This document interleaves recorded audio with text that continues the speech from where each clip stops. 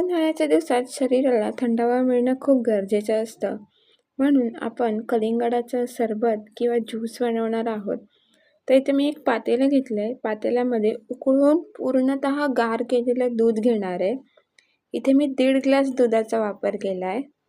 तुमच्याकडे जेवढी माणसं असतील त्याप्रमाणे तुम्ही दुधाचं प्रमाण कमी अधिक करू शकता. त्याच्यानंतर मी इथे 3 चमचे साखर घातली आहे. गोडाचं प्रमाण सुद्धा तुम्ही तुमच्या आवडीनुसार कमी जास्त करू शकता.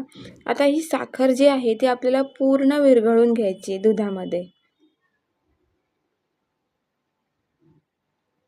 तुम्ही बघू शकता अगदी 1 मिनिटात ही साखर पूर्ण विरघळते दुधामध्ये. त्याच्यानंतर मी इथे 2 चमचे रोज सिरप घेतलंय.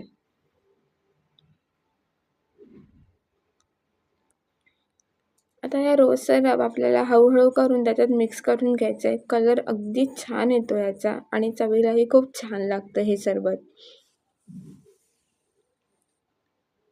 तुम्ही बघू शकता.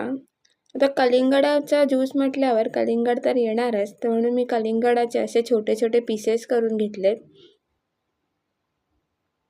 या पद्धतीने आपण दुधामध्ये मिक्स करून ते छानपैकी मिक्स करून घेणार आहोत.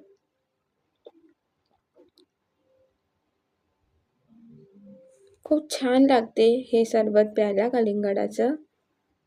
मी कलिंगड घातले, तुम्ही दुसरे कुठलेही फ्रूट घालू शकता याच्यामध्ये. आता हे आपण सर्व करून घेऊया.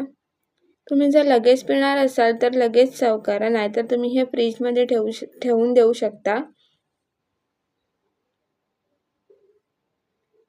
या पद्धतीने आपण दोन्ही ग्लासेस सर्व करून घेतलेले आहे. व्हिडिओ आवडल्यास लाईक, शेअर आणि सबस्क्राईब करायला विसरू नका आणि रेसिपी कशी वाटली हे नक्की कमेंट करून सांगा. पुन्हा भेटूया नेक्स्ट रेसिपीसोबत. तोपर्यंत धन्यवाद.